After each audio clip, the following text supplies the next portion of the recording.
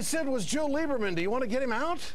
They went nuts. Folks, this is why the poll numbers are dropping. It's not because of Lieberman. It's because the Democrats aren't doing what they got to do when it comes to leadership. Liberals across this country are getting short on patience. Interesting article in the New York Times today about this network, MSNBC, holding the Obama's team feet to the fire. Well, we're not alone. I'm just so angry and frustrated that I gave him money I didn't have. I took time. I got on the phone. I campaigned.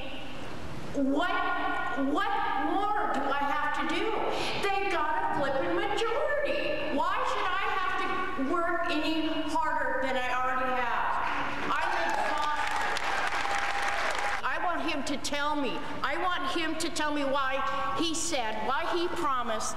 Why did he promise that he wouldn't have lobbyists in Washington, and he's got them in there? Why? Tell me now. Why? Why is Geithner still in there?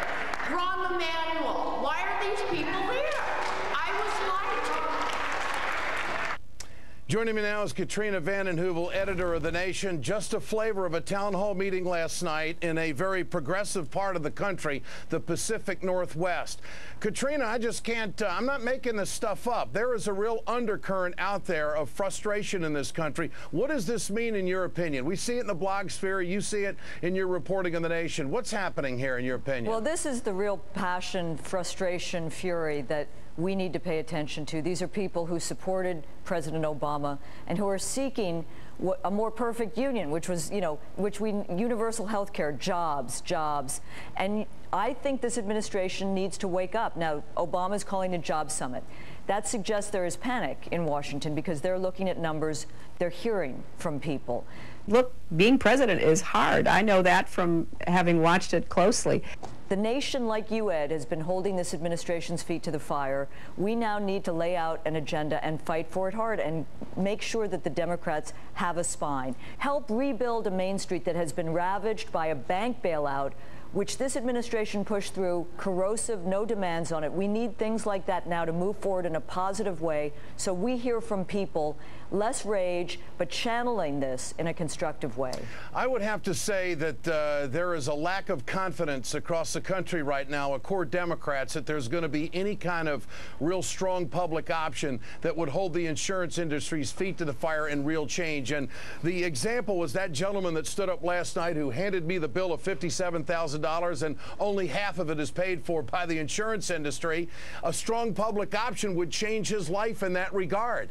And I don't think there's a lot of confidence out there that we're going to get this thing done at this point. I mean, Ed, the reality of what's happening in our country is we need, and the great community organizer Saul Alinsky talked about organized people versus organized money. We are seeing the mugging of the common good every day. We've talked about this on your program. You have insurance companies drafting legislation. You have, as Bill Greider reports in The Nation, financial institutions drafting regulatory reform.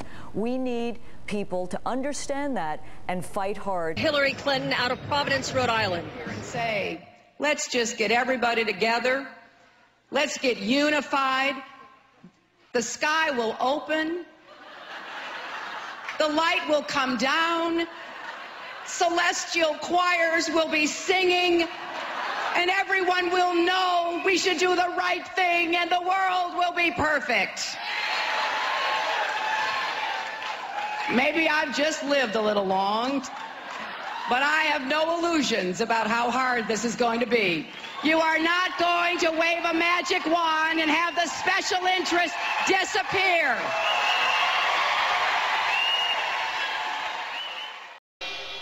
You know, for the next 30, 32 hours, talk to everybody you know, call your friends, email them, tell them literally their futures depend upon it. So does her campaign. For Hillary Clinton, the do-or-die scenario has become cliche.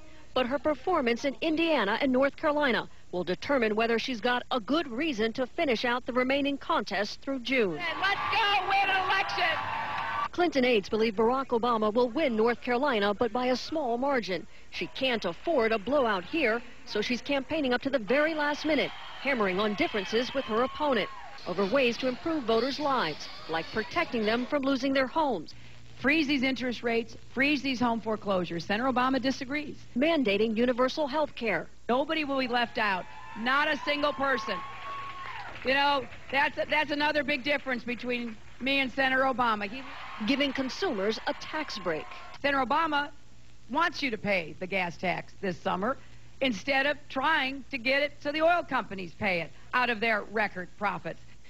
Her strategy has been to paint Obama as out of touch with working-class voters who are struggling to make ends meet, those who've traditionally been most loyal to her. She unveiled a new ad today in North Carolina and Indiana to bring home the point. What's happened to Barack Obama? Right now, we're living paycheck to paycheck. He's attacking Hillary's plan to give you a break on gas prices because he doesn't have one. I don't think folks in Washington listen enough. Because if we listened, we would hear this incredible cry, please, just pay attention to what's going on in our lives. You know what? I don't think they do, but I don't think they know half the time. It is just, to me, inexcusable that in a country as rich as ours, we cannot figure out how to provide quality, affordable health care. Hillary Clinton is now viewed favorably by 65% of Americans, outshining. I have never felt so blessed. The challenges that I have faced in this campaign are nothing compared to those that millions of Americans face every day in their own lives.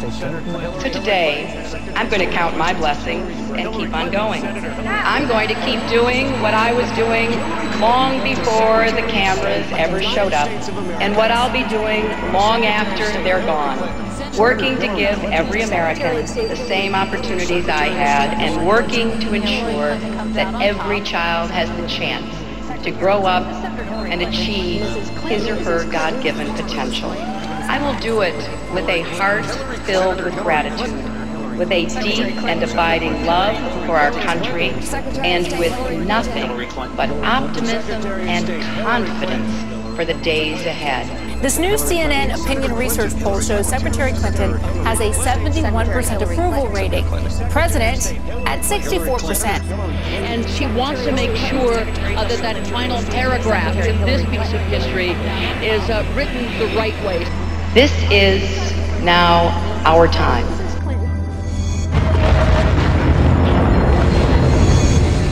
Dare to compete, Mrs. Clinton. It's hard to think about what's going on in Washington. 62 counties, 16 months, 3 debates, 2 opponents, and 6 black pantsuits later, because of you, here we are.